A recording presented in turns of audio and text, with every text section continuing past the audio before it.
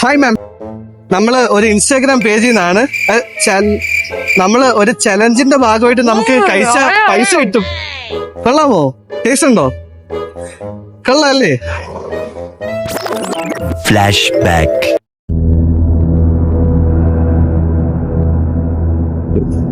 Boss, നമുക്കൊരു assignment വന്നിട്ടുണ്ട്. ഒരു കിഡ്നാപ്പിംഗ്. നമുക്കാ?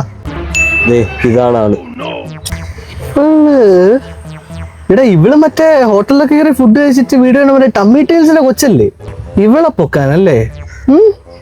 ഒരു ഐഡിയ ഉണ്ട്.